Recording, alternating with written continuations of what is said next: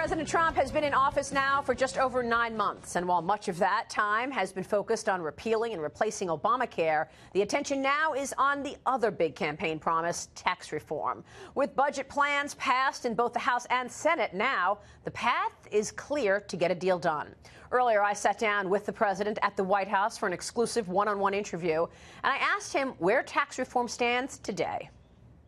Mr. President, thanks so much for sitting down with me today. Thank you. Here we are in the week that the Dow Jones Industrial Average just hit $23,533 trillion of market value created since your election, and largely because of this anticipation and hope that your policies will get implemented. Tell us where we stand on the tax plan right now. We're doing very well. We will. We had a fantastic vote, as you know, and the budget is indirectly passed. Now it's going to go through a little bit of an iteration, but it's going to end up, I think, again, doing very well. And I think we're going to get our taxes. I think it's going to be, well, hopefully before the end of the year, but maybe much sooner than that. You know, there's a great spirit for it. People want to see it. And I call it tax cuts. It is tax reform also, but I call it tax cuts. It'll be the biggest cuts ever in the history of this country. And I think that there's tremendous appetite, there's tremendous spirit for it, not only by the people we're dealing with in Congress, but for the people out there that want to see something. $5,000, almost, it can be $5,000 average per individual, per group. And so I'm really looking forward to it. Let's see what happens. It could be quite historic. I know that this weekend is the 31st anniversary of when President Reagan last instituted tax reform. On Sunday. That's a big deal. On Sunday, exactly. Do you think you have the votes? I think we have the votes. I think that Rand Paul actually is going to vote for the tax cuts. I think that other people, you know, we had tremendous enthusiasm this time. Healthcare, I was told, was tougher, but it was close. I mean, so far, I would say it's not even a contest. And I will tell you, speaking of health care, I believe we're going to get that also. It'll be in the form of block grants to the different states, and it'll be a wonderful health care. It'll be a tremendous health care managed properly in smaller doses where you can really do it much more individually. So I think we're going to get that also in a little bit later, probably in 3 or 4 months from now. But I do believe we'll have that long before the election in 2018. As far as taxes are concerned, you see what's happening. It's really doing well. Great enthusiasm. Yeah, you soured on the health care bipartisan plan a bit, right, from Lamar Alexander and Patty Murray? Well, I've looked at it very, very strongly, and pretty much we can do almost what they're getting. I think he is a tremendous person. I don't know Senator Murray. I hear very, very good things, but I know that Lamar Alexander is a fine man, and he is really in there to do good for the people. We can do pretty much what we have to do with that. You know, the secretary has tremendous leeway under the Obama plans. One of the things that they did, because it was so messed up, they had no choice but to give the secretary leeway, because they knew he or she would have to be changing all the time. And we can pretty much do whatever we have to do just the way it is. So this was going to be temporary prior to repeal and replace. We're going to repeal and replace Obamacare. And I think we actually have the votes. People are criticizing me for saying that. I think we actually have the votes for that. You know, we were basically one short. And I think we're going to have the votes for that also, Maria. Yeah, I want to ask you about that, because even your supporters say, you know, he's got fantastic policies. We want to see this through, but the bickering and the feuding actually gets in the way. So obviously the feuding with Senator Corker, I think there's a personal thing going on between you and Senator McCain. Do you worry that this bickering and feuding gets in the way of your agenda? No, and sometimes it helps, to be honest with you. So we'll see what happens in the end. But I think actually sometimes it helps. Sometimes it gets people to do what they're supposed to be doing. And, you know, that's the way it is. I just want what's right. And I think for the most part, they want what's right, too.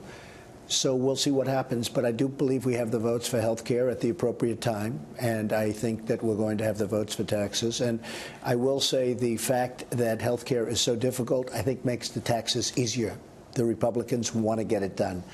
And it's a tremendous tax cut. I mean, especially for the middle class and especially for business. We have, you know, we're losing our companies. We have companies leaving. And I have to say, since I've been elected, that's really stopped. It's really slowed down. There's a tremendous enthusiasm for business in this country. So a lot of things have changed. And you see the job creation as well this year. It's been so fantastic. If they can't get this tax bill done this year, should they forego Thanksgiving and Christmas? Should they be here if they don't have a bill on your desk by Thanksgiving? Well, I think they should, and I think they will. I think a lot of things are happening, unless you know it's going to be right after that. But I don't even like them leaving. But I will say this. I want to get it by the end of the year, but I'd be very disappointed if it took that long. It could be substantially less than that, depending on what happens when we send the bill back to the House. You know, they'll send it back, and people are going to go and, you know, make 200 suggestions as opposed to maybe no suggestions, because it's a great bill. It's going to be a great bill. And we're adjusting. We're adjusting so that there's no way that the middle class doesn't greatly benefit. Every once in a while, there's a method under which, you know, it could be that some people in the middle class won't benefit as much as we want them to benefit. And we're making certain adjustments. But I think we're going to have it sooner rather than later. Paul Ryan did an interview this week and said you are insisting that they have a fourth bracket. It's on your insistence that they have a fourth bracket. I know that you're very focused on the middle class, but do you want to raise taxes on the rich with a fourth bracket? Well, he really said that on the basis that I wanted it, or was thinking about it because I want to make sure the middle class gets taken care of. So in that way, yes. But actually, we do have four brackets because we have a zero bracket, and people aren't including that. So that would actually make it a fifth bracket as opposed to an eighth bracket on the other side, on the other way. I call it our competition, which is the competition of the past. No, I think that when Paul says that, and we may not have that, but I would rather do that than do anything to hurt the middle class. But see, that's what I don't understand, and I followed your policies really closely. The state and local income tax deduction elimination, you take that away, and then you go to a fifth bracket or a fourth bracket, however you want to say it, and you get a higher rate for the top earners. Right. If the top earners pay 80% of the taxes, why are you so afraid to cut taxes on the top earners? I think this. Look, you know, I am very happy with the way I've done prior to this in my civilian life, all right? This is not about other you. people. Well, it's about me representing rich people. Let's say representing, you know, being representative of rich people. It's very interesting to me. Bob Kraft was down. He was very nice. He owns the Patriots. He gave me a Super Bowl ring a month ago, and he left. Putin took his, and right? which was very nice. Yeah, that's right. But he left this beautiful ring, and I immediately give it to the White House, and they put it someplace, and that's the way it is. But he said to me, he's a good man. He said to me, "You have to do us all a favor. Give the tax decrease to the middle class. We don't need it. We don't need it. We don't want it. Give it to the middle class."